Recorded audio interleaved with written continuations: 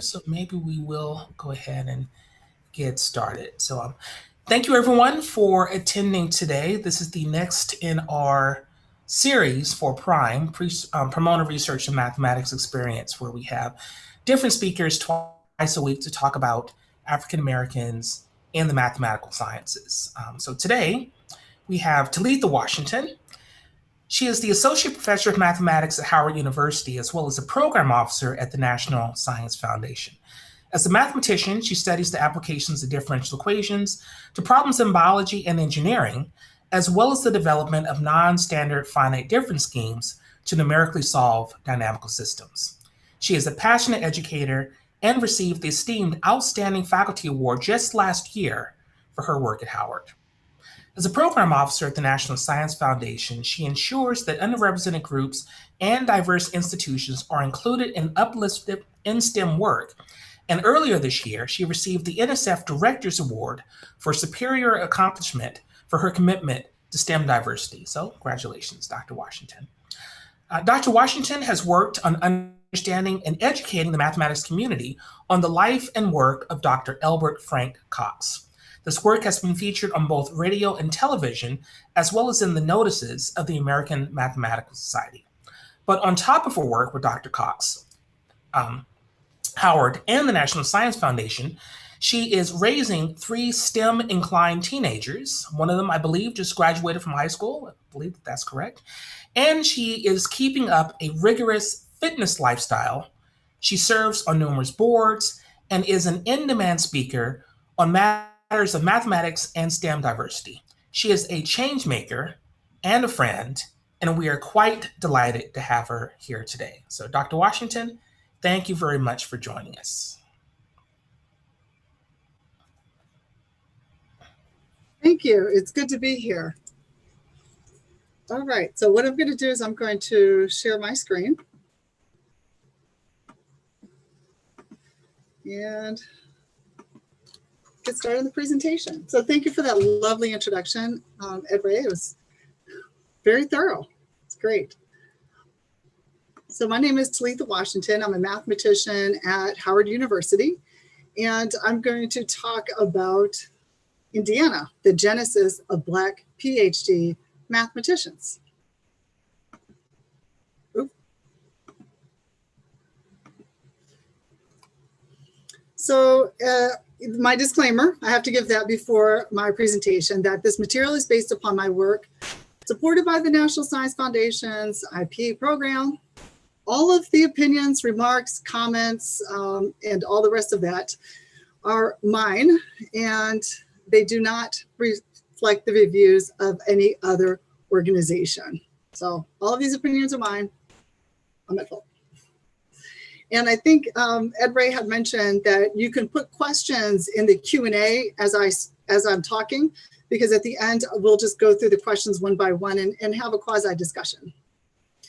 So I'm from Evansville, Indiana. That's me in the lower right. And I was adopted when I was about 8 months old. I went to an all-white Lutheran high school on the west side of Evansville, Indiana. And oftentimes growing up, I felt as the outlier, as Katherine Johnson did, as portrayed in the Hidden Figures movie. So I really, when I watched the Hidden Figures movie, it really resonated with my story and my trajectory. Also, there's a new movie about her that's on Prime Video, Amazon Prime, if you haven't seen it. Check it out. It's The Outlier, the story of Katherine Johnson. I've been at a number of places, did my postdoc at Duke University. I was faculty at the College of New Rochelle, which is right outside New York City. Also faculty at the University of Evansville, where I earned tenure. Then I turned around and earned tenure again at Howard University. And right now I'm doing a detail at the National Science Foundation in the Convergence Accelerator. My undergraduate I did at Spelman College, which is a Black women's college in Atlanta, Georgia. So throughout my career, I've had the pleasure of meeting with a lot of mathematicians and just enjoying math. I enjoyed learning about the stories of those who came before me, so that when I look at things and life gets hard or research gets hard, I can think back to what they may have went through and how they persevered. And in turn, that gives me the strength and the courage to go forward. So first I'm going to talk about Elbert Cox's father, Johnson Duncan Cox. So they called him JD. So JD Cox, he was a principal and teacher of Third Avenue Color School for over 40 years in Evansville, Indiana. So the school was built back in 1897, just a little while ago, and it closed in 1957 as a part of school integration. Now, and I know the students in Dr. Goins' program are really looking at the intersection of African-American mathematicians with history. So I'm going to intertwine historical comments throughout. So a lot of times people relish and take favor in the idea of integration, but we also remember that in the Black community, integration also meant the dismantling of a lot of our schools. A lot of our African-American teachers were laid off. A lot of Black-owned businesses suffered because integration really incurred a dismantling of the African-American economic system in America. Unfortunate. So, yeah, just a side comment. So J.D. Cox, he took courses at Evansville College, which later became the University of Evansville. So he took courses at Evansville College after he was a principal and after he was a teacher. And in Evansville, I remember, so in growing up, there was a lady called Linda Hudson who lived on my same street. And she says that she owes J.D. Cox because J.D. Cox was the one who hired her dad, who was Principal Wiley at a lot of the Evansville schools. And he was very infamous and did a lot of PhD work on education and race relations. So, and I actually have a copy of J.D. Cox's transcript from Evansville College. And you can see in the upper corner, there's a cursive that's written colored. It was commonplace in those times to actually write colored on transcripts. So when you go get a job, they knew what you were. So J.D. Cox was a deacon at Liberty Missionary Baptist Church, which was a church founded by former slaves. So Evansville, Indiana is a border town. It's right on the border of the Mason-Dixie line that kind of separated the North and the South. So former slaves organized Liberty Baptist Church back in 1865 in just a small brick building. But in 1866, a new church was erected, torn down, and in 1880, they built a new one. So you can imagine this church, a group of people, they built a small church, and then it just grew. And currently in Evansville, it's the oldest African-American church there. And people came to Evansville, to the north, in hope of a better life, to maybe escape slavery or find jobs and things.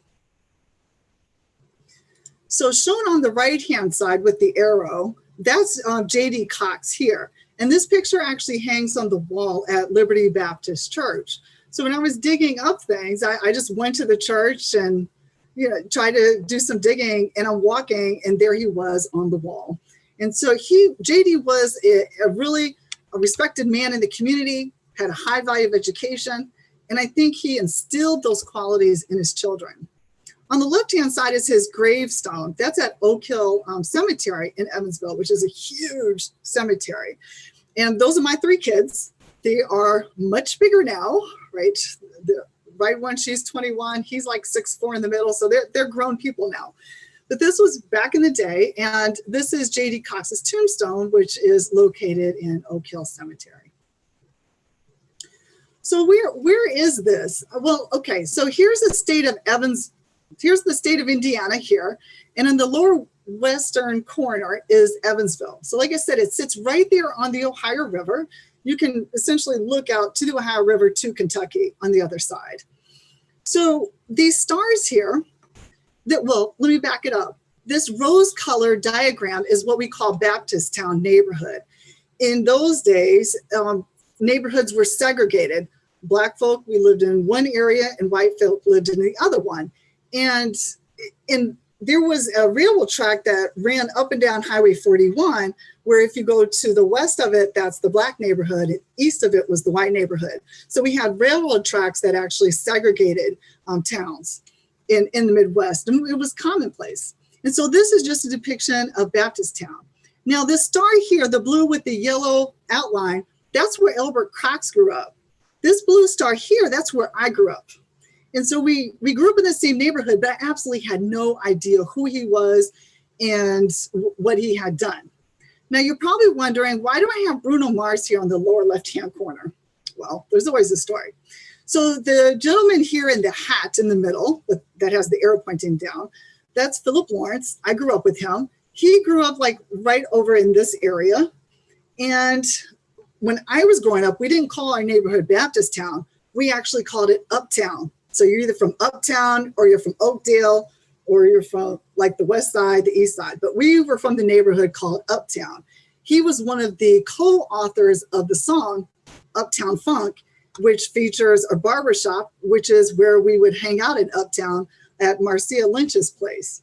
So in seeing that video, it really does resonate Evansville. And so Elbert Cox would have grown up in our neighborhood, and you know, whoever would have known that this happens from Evansville, Indiana. Now, back in 1903, I'm going to hide the video panel. So back in 1903, Evansville had a race riot. What happened was there was a man, Lee Brown, he was a black man. He had a dispute with the bartender. Tom Berry, he was the bartender, Tom Berry. It was at a tavern over some debt that was owed. Now, there was an officer, heard the commotion, and followed Brown. Brown turned around, fatally shot Massey in the abdomen, and Massey just kept firing back. So when people learned that Massey died, white people formed a mob outside the jail because at that point they had taken Lee Brown to the Evansville jail. This is the old Evansville jail, which is still there, not operational, but it's a historical landmark. So Lee Brown's in the jail, a white mob formed outside and was shouting, "Death to Negroes." Looting happened. White folks started looting hardware stores to get weapons because literally the white folks were hunting down black people because at that time it was, how dare a black man fire at a white police officer? So imagine 1903, Cox would have been 8 years old, living in Baptist Town. You have a race riot going on. The Indiana governor declared martial law in Evansville and sent a force of 300 state militia. 12 people died, more than 40 were wounded, and about 2,000 of Evansville's 8,000 black residents fled the city because they literally had to flee for their lives. Unfortunately, this is a historical reminder that's really resonant with what we're seeing today. So Elbert Cox went to undergrad at Indiana University, and he was part of the Euclidian Circle. I think that's a catchy name, honestly, right? Euclidean Geometry Circle. And so Elbert Cox, you can see him here in the picture. And so he went to Indiana University to study, and he studied mathematics and physics, and he enrolled in 1913. So in this Euclidean Circle, this is where people got together, they discussed mathematical questions and shared information. So this could be akin to just a seminar. And he was initiated into the circle on March 15th, 1915, and he was the first black in the group. So note how they all wear suits. I love looking at pictures back in the days because all the students are just like wearing suits and just very formal. Elbert Cox became a member of the fraternity Kappa Alpha Psi in 1915, and I don't think that was by an accident. And I'll get to that in a moment. He was a secretary of the physics club in his senior year, and he was joined with his brother Avalon.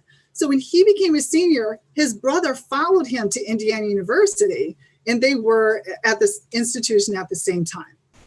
So Cox, he earned his bachelor's degree from Indiana University in 1917 with the major mathematics, and he had colored written across his transcript. He was denied membership in the Honor Society Phi Beta Kappa, and I think this was let's say a point of contention that hopefully I could talk with them. Maybe something can be done. So I mentioned his brother joined him at Indiana University. So his brother graduated 2 years after him. He did in 1919. He was also a member of Kappa Alpha Psi. His brother taught in Bowling Green and also Princeton and became a science teacher at Crispus Attucks. So, and Crispus Attucks was the first and only all-Black high school in Indianapolis.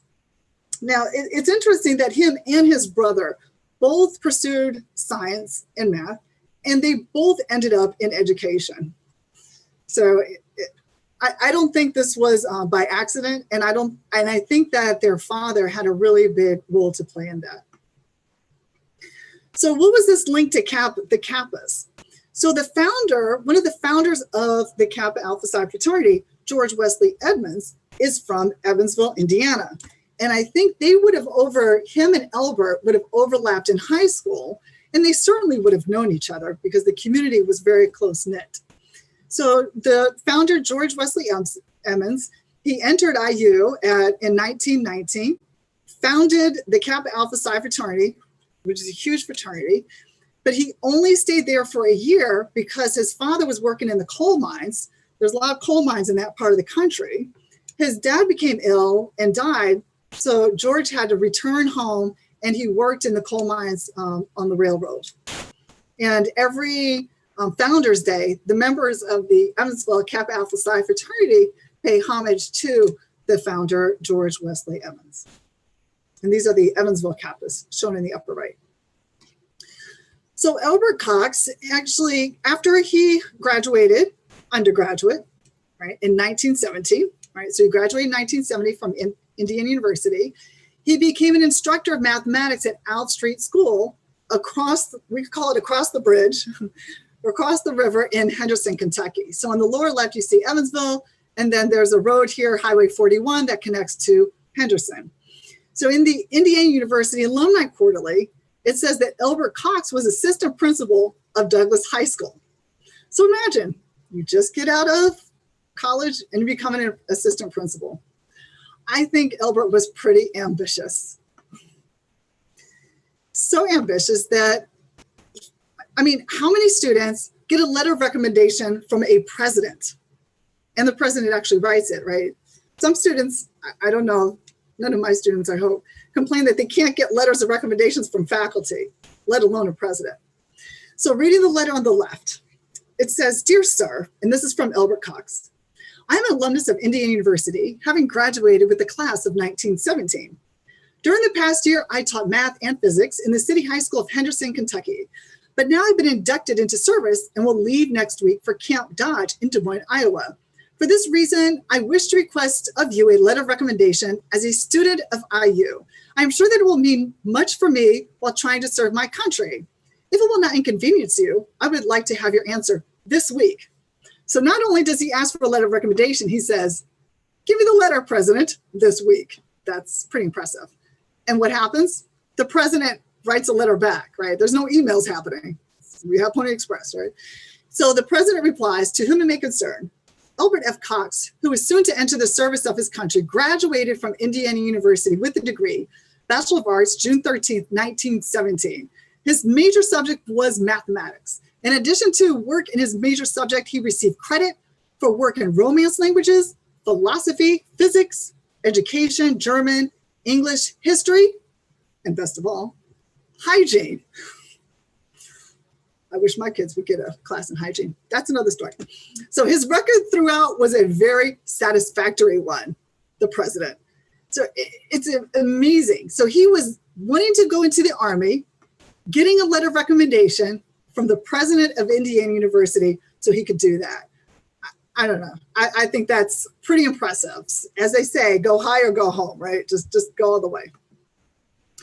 So Elbert ended up serving in the U.S. Army in France during World War I in 1918 through 1919. And then upon returning, he became a professor at Shaw University. And Shaw University is a historically Black university in Raleigh, North Carolina. So he taught there from 1919 through 1922. And he was the head of Department of Natural Science. It's interesting that every place he lands, he ends up in some sort of leadership position. Now, in those times, they had this, what is called the American Baptist Yearbook, and they talked in this American Baptist Yearbook, really talked about the Baptist society across the nation. Now, interestingly enough, well, at least I found it interesting that under missionaries, special workers, etc., this is where they placed HBCUs. So I think that the American Baptist Publication Society saw historically Black colleges and universities not as institutions of the United States, but as missionary work. I think you get the implication. And so he's actually listed in this publication that appeared in 1919. Then he goes on, when he was at Shaw, they were like, you need to go get a PhD. So he started moonlighting at Cornell University, and he ended up earning his PhD from Cornell in 1925. His dissertation topic was polynomial solutions of difference equations. His thesis advisor was William Lloyd Garrison Williams, who was also the founder of the Canadian Mathematical Society. So his advisor was pretty high, prestigious, very well known. And his advisor realized that Cox had the chance to be recognized not only as the first Black in the United States to earn a PhD in math, but the first Black in the world to receive a PhD in math. So he urged Elbert to send his thesis to a university in another country so that Cox's status in this regard would not be disputed. Universities in England and Germany turned it down. Some speculate that it's reasons of race, but Japan's Imperial University of Sendai accepted it. So once they accepted it, then it could be accepted here. He's also the first graduate of an Evansville, Indiana high school to receive a PhD.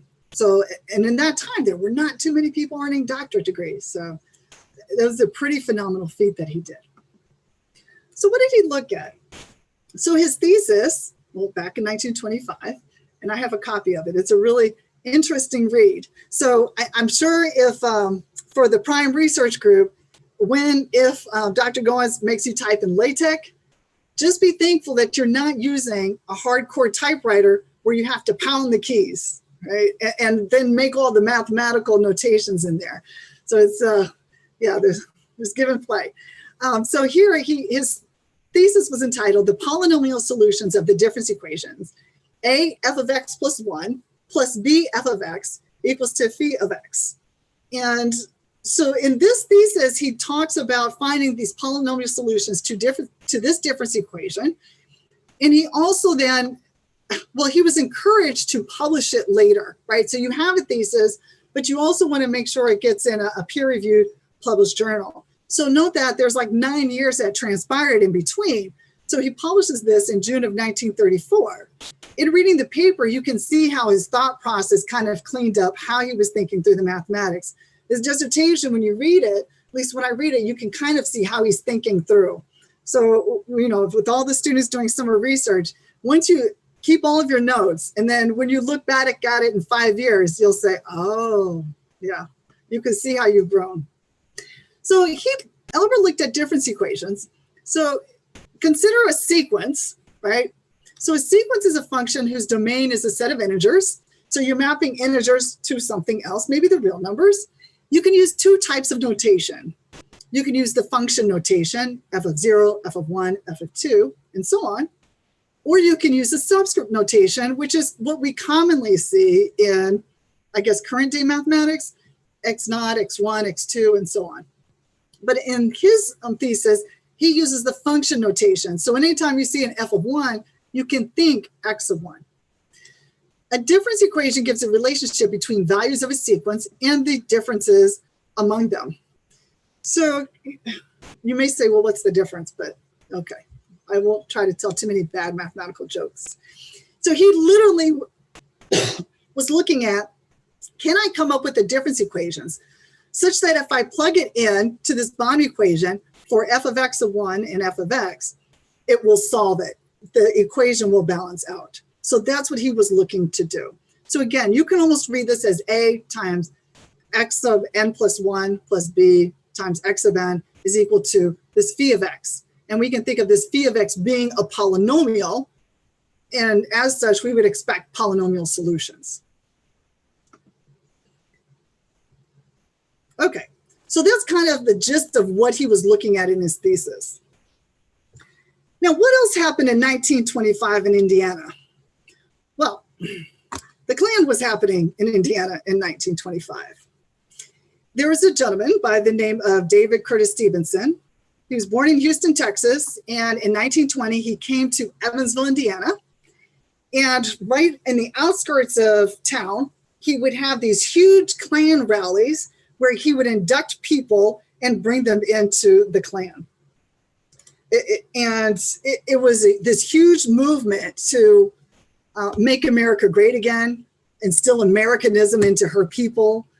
And in 1922, 2 years after Cummings, he's very influential.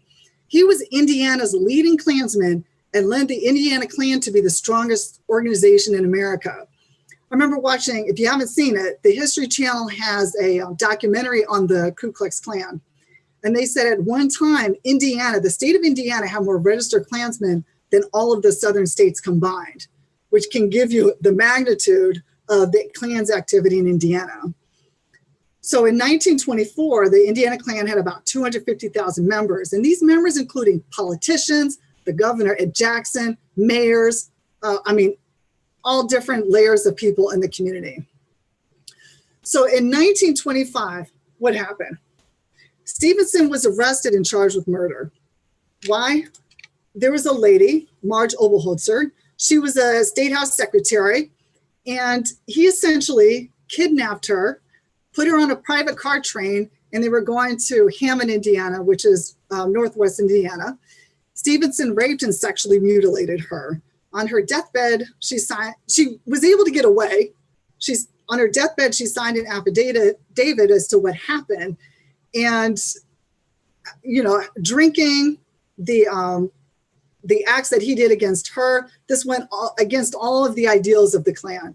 And so they took him to court, and his famous quote really is, "I am the law in Indiana," because he literally had everybody in his back pocket. So in 1925, that's when the case came out that Stevenson was found guilty for raping and kidnapping Marge Oberholtzer. And so, but while he was in the Indiana State Prison, he leaked documents because he figured if I'm going down, I'm going to take them all down. So he ended the careers of the governor at Jackson, Indianapolis Mayor John Duval, and several other politicians. So it was 1925, Stevenson went down for the Klan in Indiana. Also in 1925, Elbert C Cox became the first Black to earn a PhD in math, both from Evansville. So you can see these, I don't know what you call it, opposite polarities happening in the same year. So Elbert C Cox, after earning his PhD, he went to West Virginia State College. So in those days, if you were Black, you could get a job at a historically Black college or university. And there are about 101, 103 of those today, depending on how you count. And that's the only where you could get a job if you were Black. He became the head of the math and physics departments from 1925 through 1929. So he kept going back to Evansville, Indiana, and to visit family. His family had moved to Princeton, Indiana. And if you ever happen to come to Washington, D.C., to the African American Smithsonian Museum, Princeton, Indiana is featured there for the Lyle Station, which was an African American settlement in Princeton, Indiana. Right?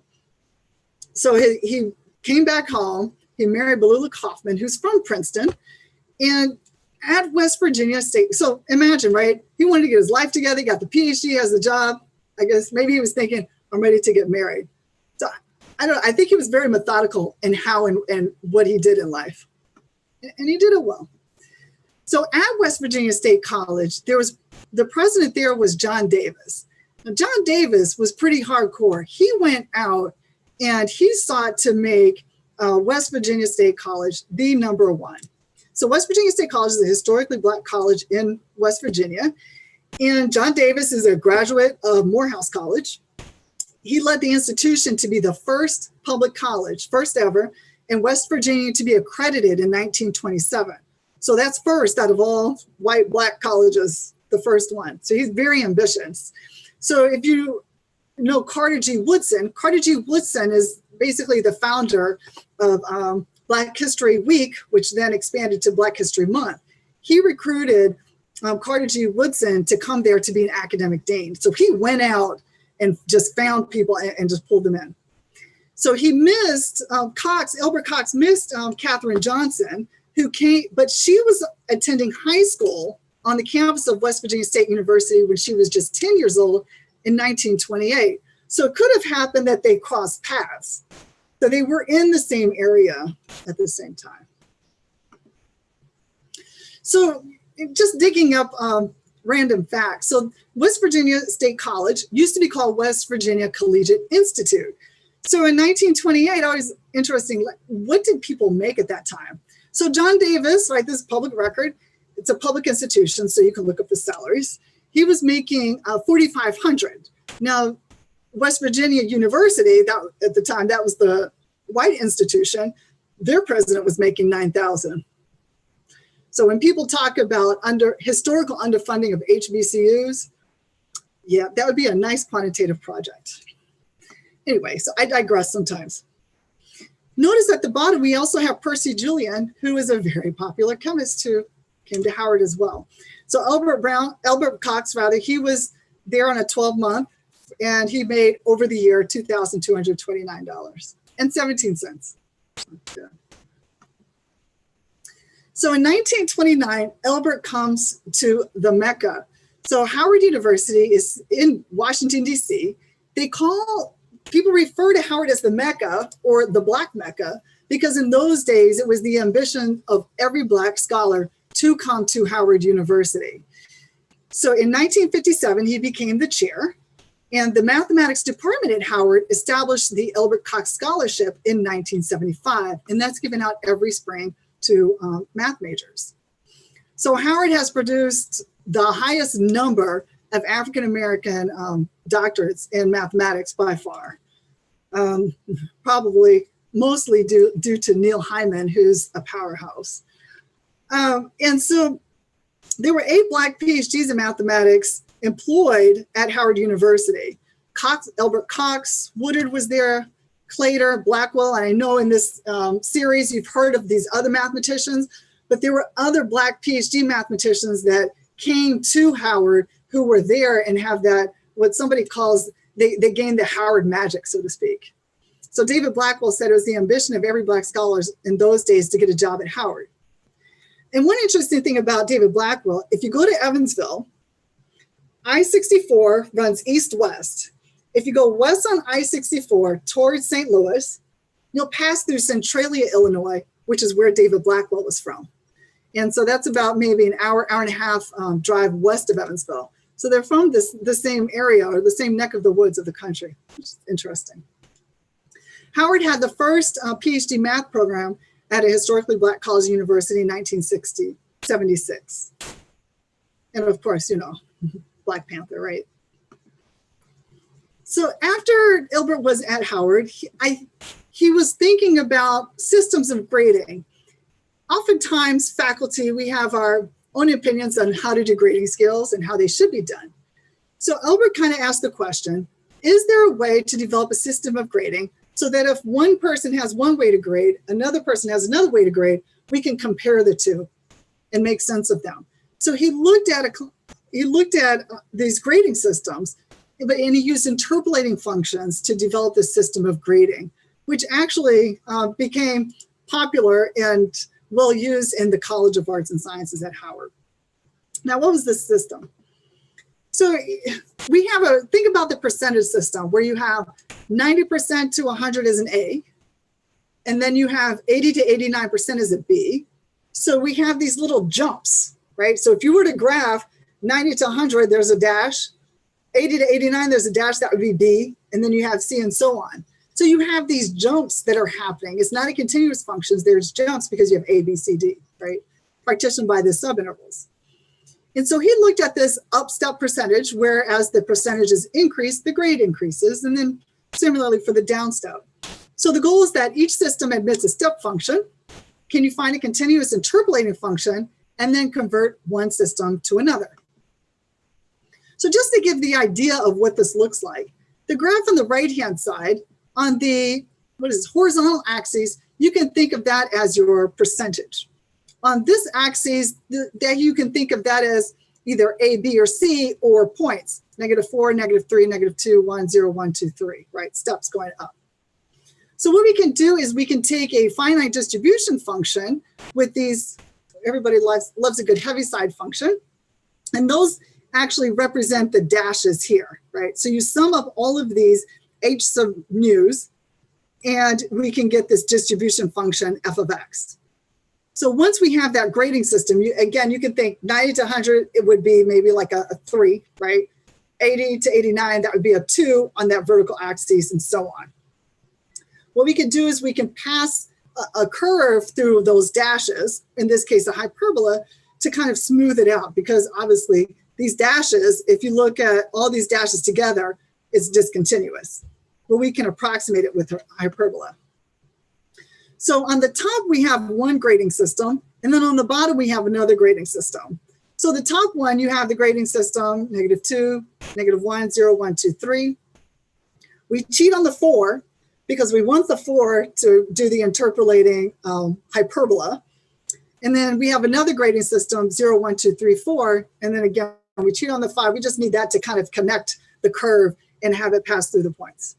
So for any grade, let's say if person 1 uses grading system S1, person 2 uses grading system S2. Let's say if I got a, let's hope, right? I don't know. If I got a 90%, so that's the 9 here on this horizontal axis, I can then see what it would look like through person 1, and then what that maps to for person 2, right? So now I can have a way that I can go between person's 1 grading system and person's 2 grading system. And so he essentially just kind of, through this paper, he brought together his love of just kind of math, thinking through things mathematically with, you know, what does it really mean to do a grading system? And how do you then extrapolate going from one grading system to another? How do you relate the two? So in 1953, Elbert appears in the PRiME Epsilon journal, and I'm a member of PRiME Epsilon. It's an honorary mathematical fraternity.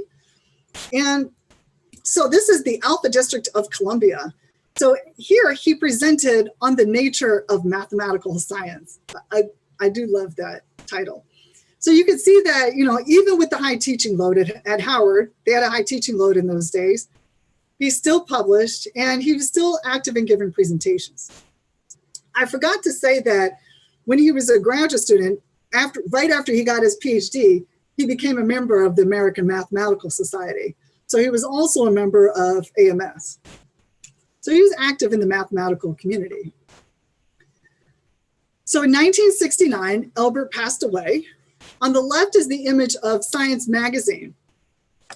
Well, back in 1969. And in Science magazine is the snippet where they say Elbert F. Cox, age 73, former chairman of mathematics department, Howard University. He passed away on November 28. And I think that Science magazine would publish people who had passed on who were really of high caliber, and Elbert was included. So 1969, Elbert passes away. What would he have seen in those, at least in the 60s, right? So we saw what he saw back in the race riots in Evansville in 1903 when he was 8, and then in 1925 when he gets his PhD. And now in the 1960s, right before he passes away, what was happening? Well, if you look on the lower left, that's Tougaloo College. So in 1963, so the gentleman here, he's a social science professor. Him and his 2 students were sitting at the segregated lunch counter in Woolworth store, and it escalated quite rapidly because at those times there was segregation and they were not allowed to serve Black folk. In the right-hand side in the middle, those are the 4 freshmen from North Carolina A&T, who's the largest producer of Black engineers in the country. So the 4 freshmen, just imagine, you're in your first year of college. They sat down at the lunch counter, and they essentially are credited for starting the sit-ins that then happened across the nation. So in 1963, in the upper right, we have the March on Washington, where Martin Luther King gives his speech on his I Have a Dream speech. And during the eulogy for George Floyd, Reverend L. Sharpton announced that on August 28th, this August 28th, that's coming up, 2020, marks the 57th anniversary of the March on Washington. And Reverend Al Sharpton said that we're going back to Washington to restore and recommit that dream of Martin Luther King. He said we need to go back to Washington, stand up, Black, white, Latino, Arab, in the shadows of Lincoln, and tell them, this is the time to stop this. We are going to change the time. So imagine from 1963 to today, the struggle continues. In the middle upper, that's the 1965 March over Pettus Bridge in Selma, Alabama. And then in the lower right, I think that's one of my favorite pictures, Martin Luther King, who was assassinated in 1968, and Malcolm X preceded him. Malcolm X was assassinated on 1965. So we see all of the perils our society has had and may still have. In 1969, 17 mathematicians gathered in New Orleans. Some say they gathered earlier in Pascal's restaurant in Atlanta. But nonetheless, they said that we need to create a space in mathematics where we promote excellence and we promote the mathematical development of underrepresented American minorities, in this case, with a focus on African-American mathematicians. Before this time, there would be math conferences, and oftentimes, if you were Black, you couldn't stay in the same hotel because a lot of the conferences were held in places that held segregation. And so there was friction. I'll be nice. There was friction in the mathematical community on issues around race. So these founders of NAM got together and say, if not we as spokespersons, then who? If not now to begin change, then when? So these questions really resonate. And I charge the young folk to adopt these questions and just ask yourself, if you don't speak up, then who's going to do it?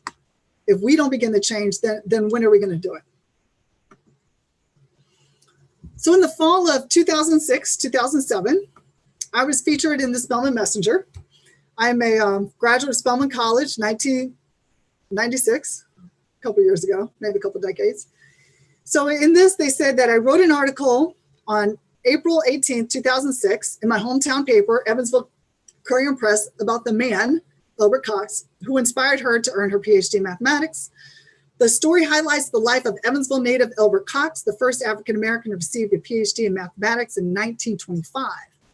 Dr. Washington tells how she became the second African-American from Evansville to earn her PhD in mathematics in 2001, and thanks Cox for paving the way.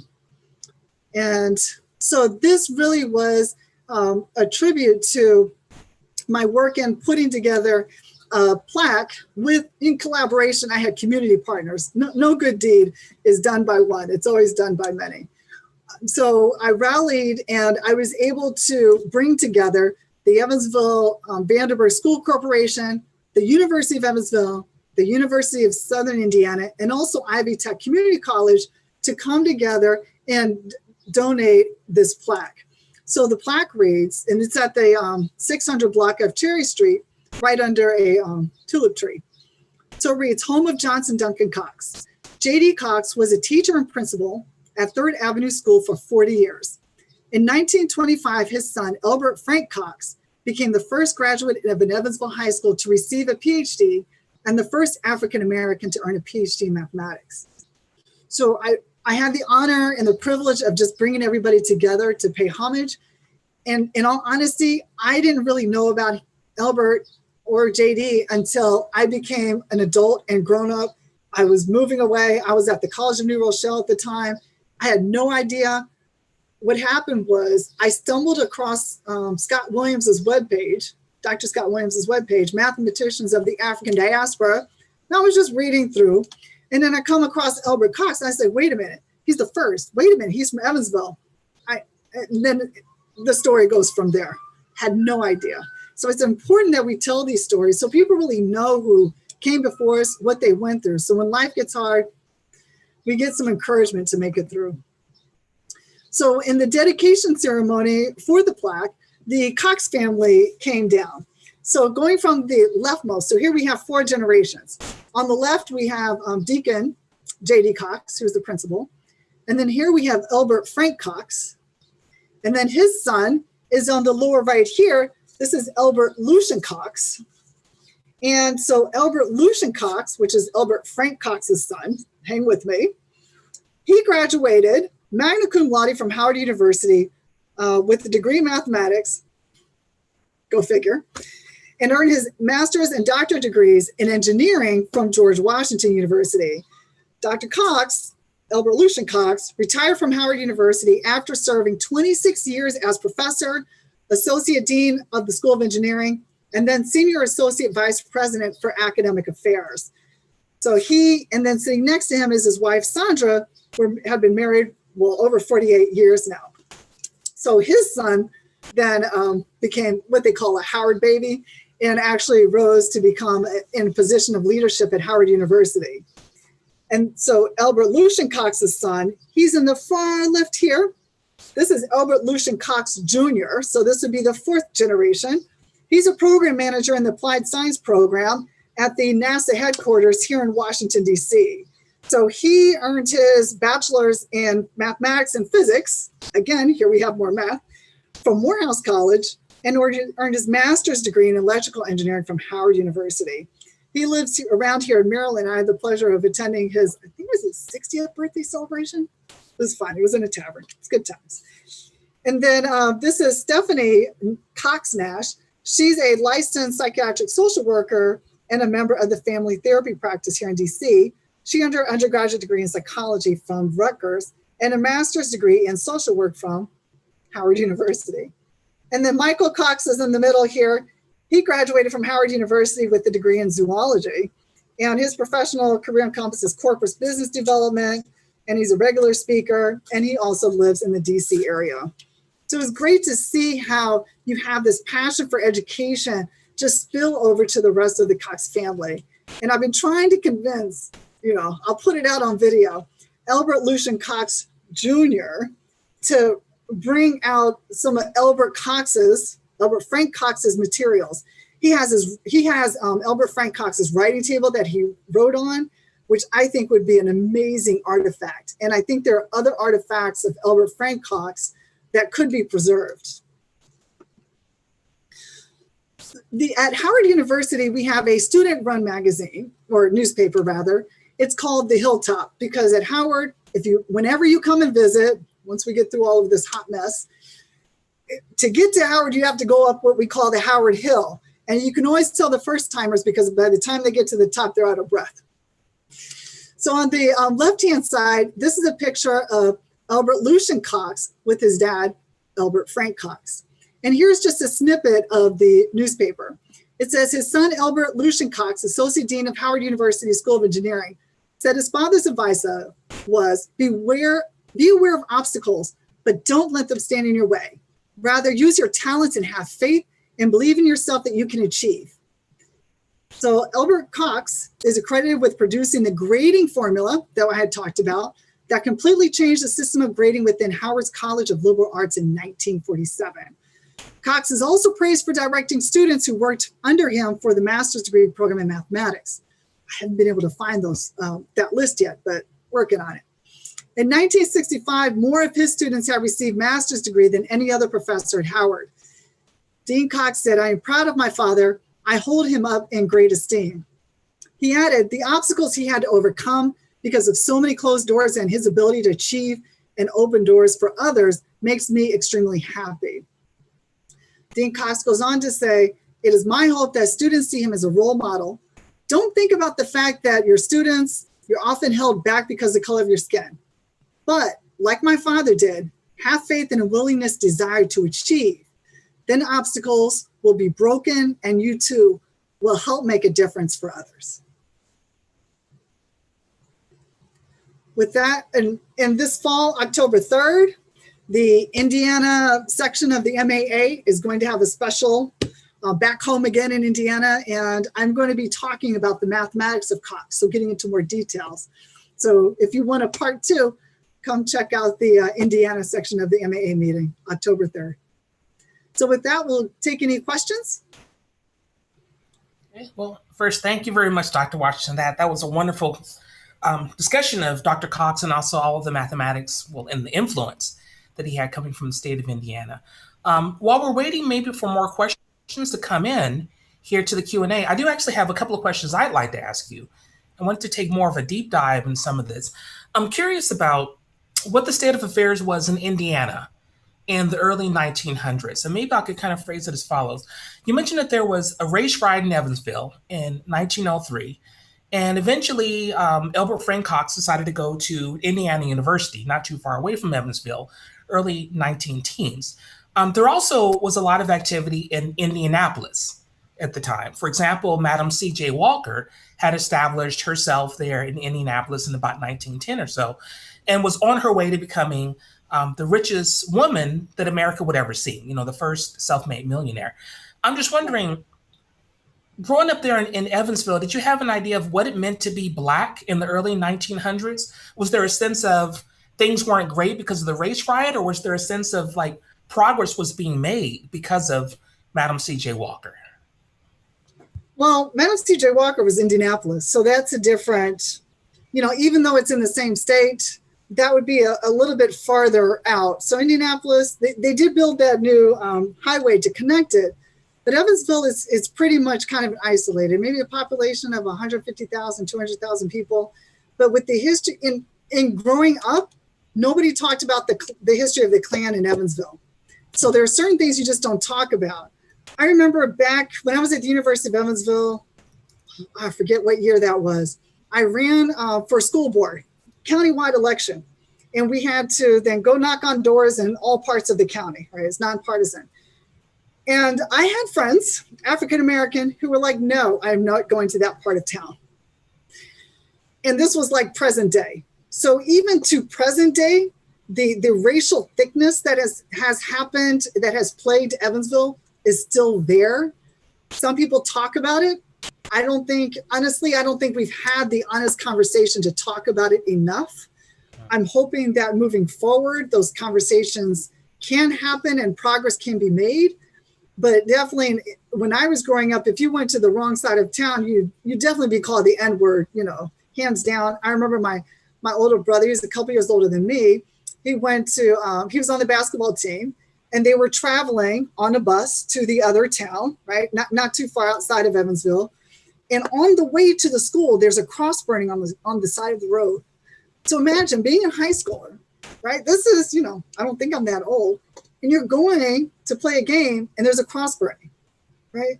And so these realities were the realities that I grew up with. And I think these realities are still there. I'm not sure if we have the candid enough conversations about it, because I think that if we don't deal with some of these tough issues and tough conversations, they could get in the way of progress. And some people ask me, what was it about Evansville? You have you mathematician, yeah, and there's a lot of other people that went on to do some really great, awesome things. What was it? Well, I will say in Evansville, the African-American community is very tight. So when I was growing up, for better or for worse, if I went and did something I wasn't supposed to, before I walked in the house, somebody had called my mother, and I was like, oh, come on, right? And everybody has the right to give you a lecture on anything. When I go back, I still see people that were my second and third. I have a bunch of moms and a bunch of dads and aunts and uncles. And so it's a very familial town where you can sit down with people and you feel like people are family. Nobody really is a stranger. And so the community is very welcoming. So I think that attributes to a lot of people just saying, okay, I know who I am. I know where I'm coming from. And we tend to just go off and do some things. Right. Well, then let me follow up with that. My understanding is that there is an African-American museum there in Evansville. Yes. And I know that Evansville is considered to be the second largest, or to have the second largest Black population in the state of Indiana outside of Gary, Indiana. What type of influence do you think Elbert Cox has on the city? Do a lot of people know who Cox is? Are they familiar with his family? Is there some influence there? What do people think about them being the birthplace of the first Black mathematician? So when I did it, and actually when I was looking through my notes, when I did the plaque, one of my colleagues said, you make us proud. nobody talked about the Cox family. And so when Cox, after he graduated like Indiana University and went on, he was going home to Princeton. So his parents had moved to Princeton. He wasn't coming back to Evansville. So people knew of him, but they just didn't. How far is Princeton from Evansville? Oh gosh, 45 minutes drive straight up 41, maybe 30 minutes. So in Princeton, you have the Toyota manufacturing plant, which is super huge, right? If you buy a Toyota in the Midwest, it comes from there, sort of thing. But Princeton has a very vibrant, right, Black community there, and like I said, it's featured in the African American Smithsonian. So I'm not sure if it's because he didn't come back to Evansville and continue these connections, or what it was, But Dr. Wiley, like I said, was hired by J.D. Cox, and Dr. Wiley was another upstanding citizen. He was a principal. He was very popular, in the community. So people, I think the elders, so if you talk to the elders, they knew of him, but for some reason that story didn't pass down to the younger folks. And since you bring up the Evansville African American Museum, I just have to, I'm just going to give a shameless plug, if that's okay. May I? So the Evansville African American Museum, if you ever come to Evansville, I would encourage you to go to this museum. They have a plaque for Elbert Cox on the wall that talks about his work. And they also talk about other Evansville African Americans who went off and done great things. Remember Ron Glass? He played in Taxi. He was an actor in Taxi. He's from Evansville. Yeah, and so there are other famous people who are from Evansville, and they're featured in the museum. And of course, the museum director is a Howard University graduate, and she's phenomenal. So I would definitely check out the museum. It's a really good gem there. Well, we have a few more minutes. I wanted to, since you mentioned Howard University, I do want to spend a little bit of time to ask you about Elbert Cox's time at Howard. And I wanted to ask you this question and trying to put everything together. Elbert Cox started at Howard 1929, 1930.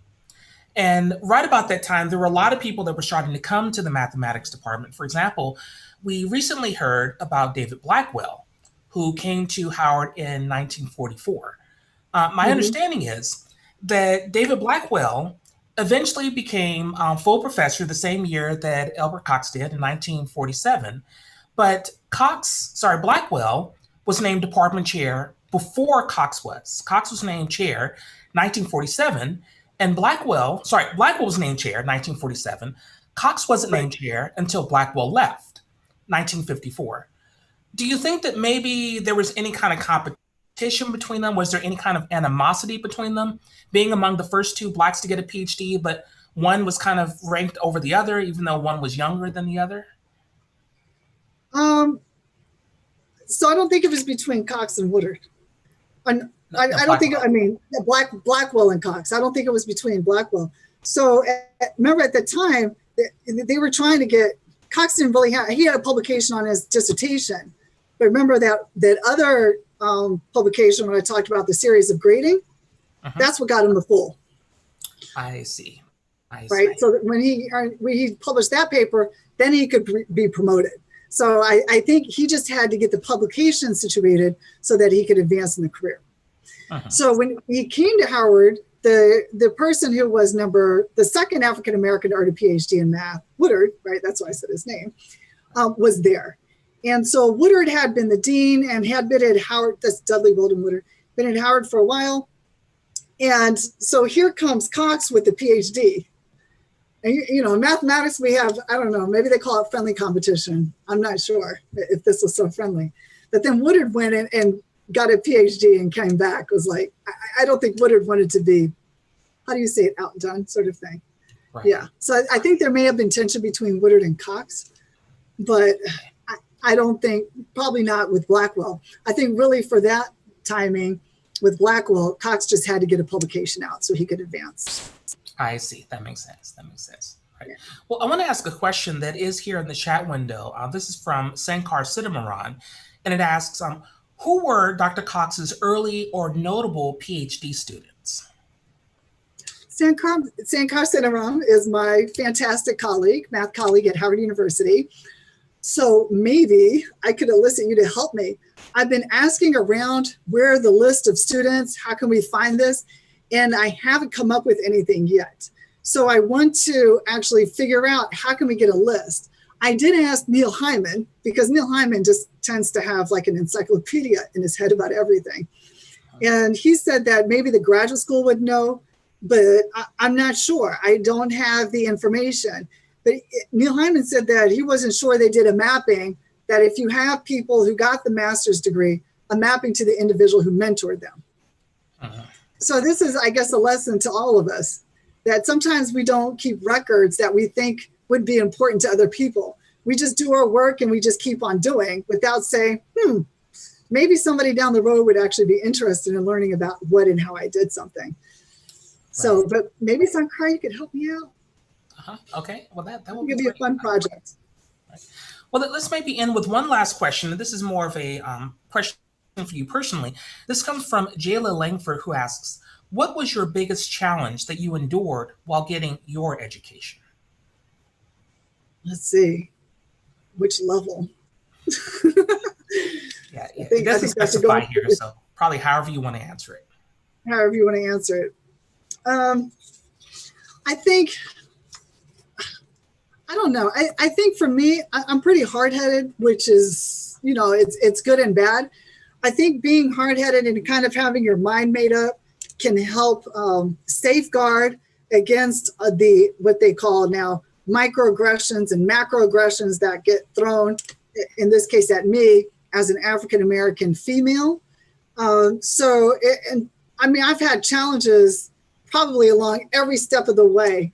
And I think, as they say, the higher up in education, the higher the stakes up are in the challenge, right? It's just like, okay, I got through that one. So I think one of my earliest remembered challenges was back, I think it was second grade. I went to sleepover and my fellow classmate says, my mother said I cannot play with you. So I thought that, is there something wrong with me? Am I an alien? What is this? And I think I carried that kind of like, what is wrong with me? But it wasn't me. It was because they saw me as Black, and that was a problem. They didn't want their child interacting with another Black student. So going through K through 8, I went to like an all-white K through 8 school, and it was a challenge because I was the lone Negro, and kind of that sentiment from second grade propagated throughout. So by 7th grade, I remember I asked my parents to take me out, and they was like, oh, you only have one more year. And I think at that point, that's when I snapped, because I used to be very quiet, shy, calm, behind the scenes. But in 7th grade, I was like, okay, well, either I'm going to have to beat them academically, or I'm just going to be crushed emotionally and spiritually. So in 7th grade, I just made the choice to survive, be hard-headed, just kind of go for it, and just kind of knock everybody out academically. So I became very competitive academically. And so I think, for better or for worse, you know, that's up for debate, I think that kind of helped spawn me, it prepared me later on to meet academic challenges, because when I met academic challenges, I was like, well, if I can get through that, I can knock this out too. By the time I was going, so when I entered high school, I entered into the integrated high school in Evansville, Bossy High School, proud alum, I'm a Bulldog. And I was like, oh, finally, I'm in a school, diverse students. I remember my 9th grade year, me and my girlfriend at the time, Kenya Summers, we made up a plan. We said, we want to do all this stuff for Black History Month. We want a multicultural class, because we didn't have anything on the education of Black people. Nothing in our history classes, no activities, no nothing. So we came up with a long list, made an appointment with the principal, sat down with the principal and said, hey, we have this list and we want to get this done. And he said, oh, race relations are fine. We don't need to do anything. So I remember, this is me, 9th grade, right? I went in the hallway, I said, he's not going to do that to us. Yeah, I was very ambitious at a young age. And yeah, I looked for educational opportunities. So that evening, I picked up the phone book. They had paper phone books at the time. I looked up the superintendent, shop stall at the time. So I called him up. I told him what happened. And I remember his words. He said, "No one can stop you from your education." That's exact. And so those words just stuck with me over time. And so by the time I was a senior, Mrs. Fields, who was a teacher at Boston High School many years, Mrs. Fields, she taught the African-American history class. We took a trip to Atlanta my junior year, which is why I ended up going to Spelman later. We had a human relations club. We celebrated Martin Luther King. But none of that would have happened if I didn't just put my foot down in 9th grade. And so that spirit, that advocacy spirit for education for all really was instilled at me in a young age. So I think I had challenges all along the way, but I'm a strategist. So whenever I hear a no, I hear a not yet. I just don't have the answer yet. I may not have the right strategy, approach, network, but I like to strategize to get things done, to get over the hurdles and not get like smacked in the face by the hurdles.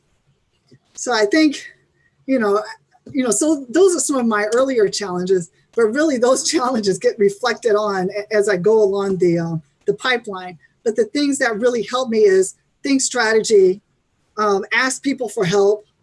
Who do I have in my network that I can turn to and say, I have this issue, it's not going very well, or I'm doing this math research, am I thinking about this in the right way? But using my resources around me, because it doesn't have to be a person of one. It can really be a mathematical community or an entire community that can really be helpful and beneficial. And then I also enjoy giving back as well and helping others. Right. Well, we're certainly grateful of the competitiveness that you have and the fact that you're willing to hand back and reach back and help communities. So with that, we definitely are out of time, but we want to thank Dr. Washington again for a fascinating discussion and also a fascinating presentation. So again, thank you, Dr. Washington. Thank you. It's a pleasure.